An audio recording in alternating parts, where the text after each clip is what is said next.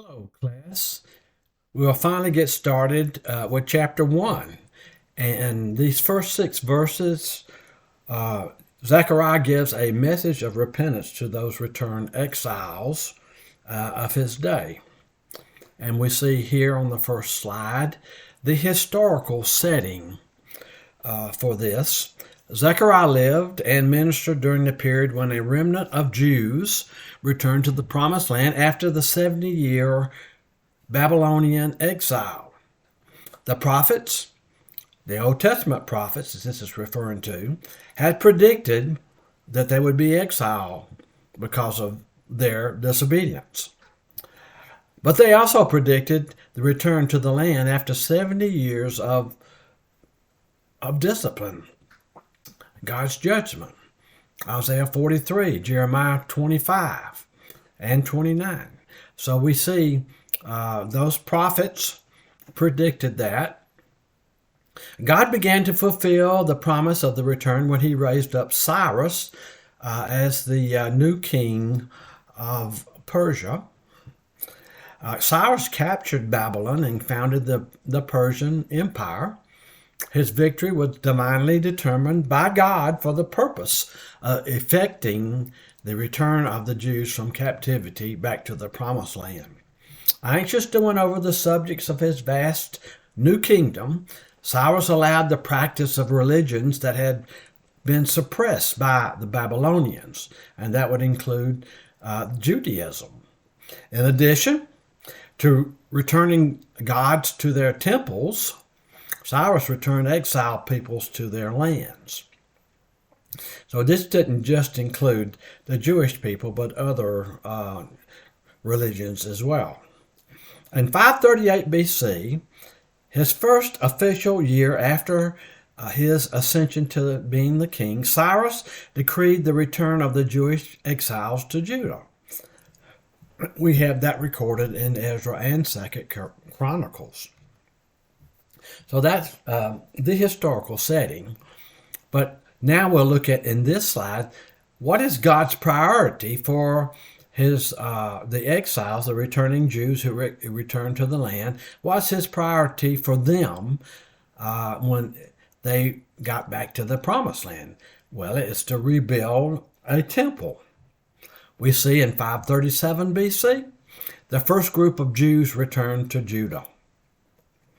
The altar was erected in the fall of 537 BC in preparation for the Feast of Trumpets and Tabernacles. But the reconstruction of the temple itself did not begin until the spring of the next year, 536 BC. And we have that record in Ezra chapter 3, verse 1 and verses 6 through 8. The returned exiles were soon to learn that no work of God goes unopposed. Shortly after the foundation of the temple had been laid, the syncretistic Samaritans to the north asked if they could join in the project. Zerubbabel, who is the governor of the returned exiles, and Joshua, the high priest, wisely refused to allow the Samaritans to become involved with the work. As a result, the Samaritans became enemies and discouraged the Jews, frightened the builders, and hired counselors against them to frustrate their work. And the record of that is in Ezra chapter 4, verses 4 through 5. This opposition caused the Jews to abandon their work in constructing the temple again until the year 520 BC, the second year of Darius. And we see that recorded by Ezra chapter 4, verse 24. For 16 years, the temple building was neglected as the returned exiles rebuilt and remodeled their own homes to live in. This next slide, we see a lost spiritual purpose for the returned exiled Jews when they returned to the land. They lost their spiritual purpose of rebuilding that temple. During the period between 536 and 520 BC, the Jews lost their vision of rebuilding the temple and their sense of spiritual purpose. They procrastinated, saying, we read that in Haggai, who's a contemporary of Zechariah, the time has not come, even the time for the house of the Lord to be rebuilt. The result of such neglect was divine chastening.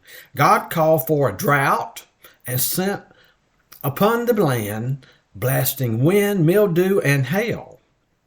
The crops failed, the people languished, and yet they did not repent.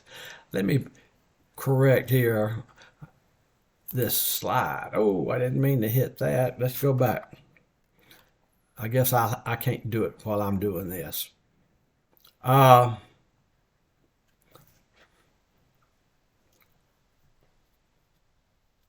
We see in 520,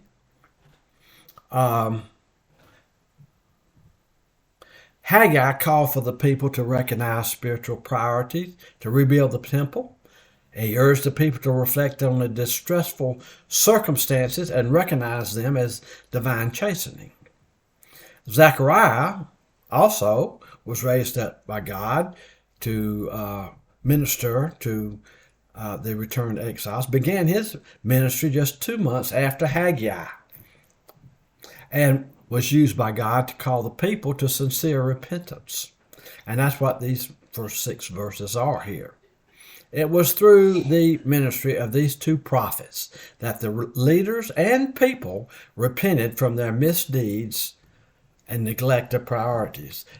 God's purpose was for them, priority was to build that temple back. Here we see the call of Zechariah recorded in verse 1. In the 8th month of the second year of Darius, the word of the Lord came to Zechariah the prophet, the son of Berechiah, the son of Iddo, saying, Zechariah began his prophetic ministry in the 8th month of the second year of Darius. The 8th month coincides with the November through December on our Julian calendar. Thus, the 8th month began in October the 27th, 520 BC. Zechariah identifies himself as a prophet who brings the authoritative word of the Lord to the people. He is spokesman as a young man. We see that in chapter 2, verse 4, though no specific age can be gleaned from this reference. Zechariah appears to have a significant spiritual heritage.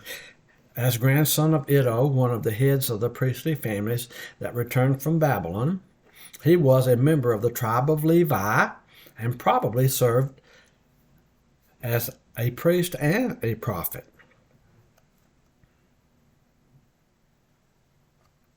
Here we look at verse number 2, a reminder of the past. The Lord was very angry with your fathers, Zechariah writes to the exiles. Therefore say to them, God tells Zechariah what to tell them, thus says the Lord of hosts, return to me, declares the Lord of hosts, that I may return to you, says the Lord of hosts.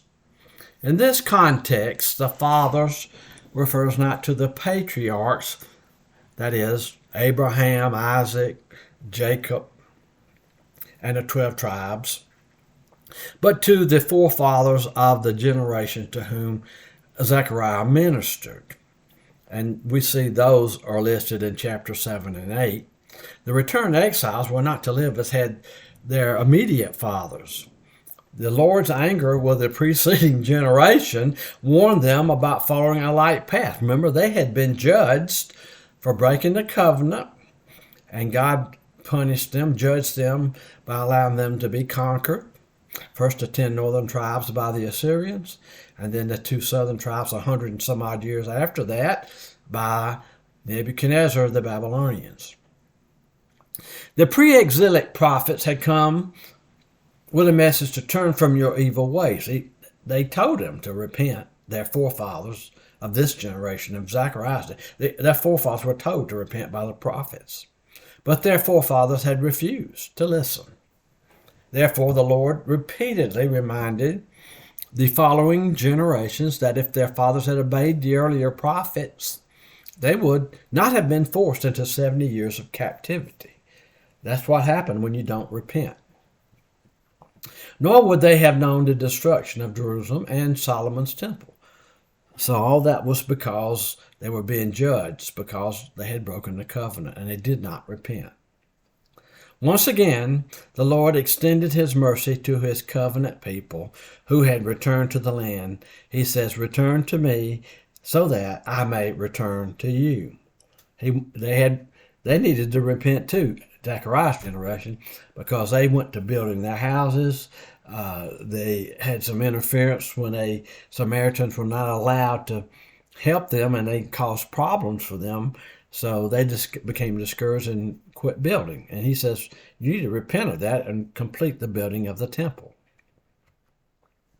Here we see a continuation of the Lord reminding these returned exiles of the past. Don't make the same mistakes. That's what this is all about. He says, do not be like your fathers, to whom the former prophets proclaimed, saying, thus says the Lord of hosts, return now from your evil ways and from your evil deeds. But they did not listen or give heed to me, declares the Lord.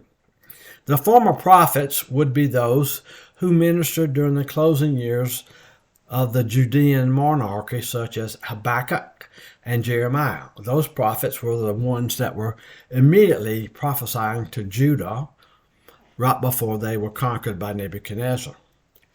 The message of Jeremiah appears again in this verse. He says, return now from your evil ways and from your evil deeds. The words evil ways and evil deeds reflect the awful depravity of those inhabitants of Judah in Jeremiah's day. But the people neither heard nor did they heed God's word through Jeremiah or Habakkuk. Now we look at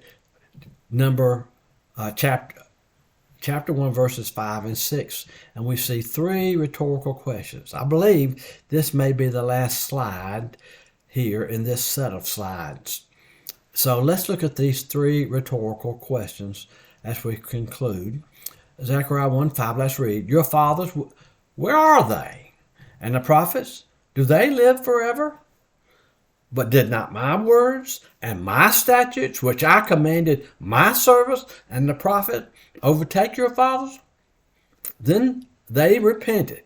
Here we see now, when he reminds them about their forefathers, now we see the generation that Zechariah is now reporting to. It says, then they repented and said, as the Lord of hosts purposed to do to us in accordance with our ways, so he has dealt with us. In other words, they have repented and they're going to complete the building of the temple. Let's look at these bullets, see if they support some of what I just said. Your fathers, where are they? This reminded the returned exiles that the judgments of the former prophets were literally fulfilled, that is Jeremiah and Habakkuk.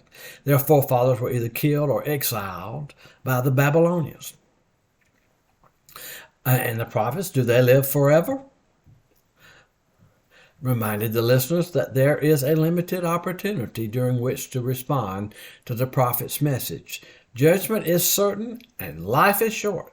Don't miss the opportunity to repent immediately. And they did.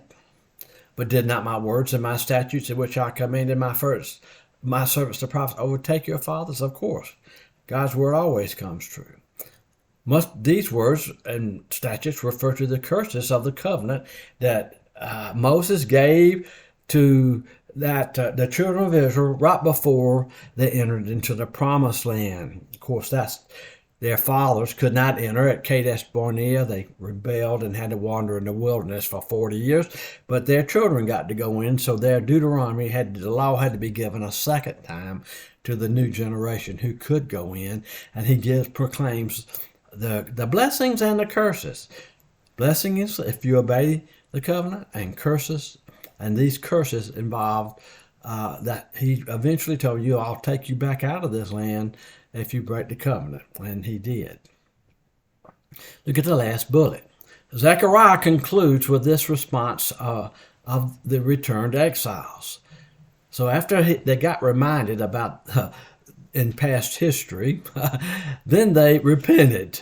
Turning back to the Lord, they acknowledged his purpose had been accomplished in his dealings with their forefathers. He had already judged them. God's purpose now is to restore them back to the land and a spiritual place of worship there in the temple. And that concludes this first set of slides in chapter number 1.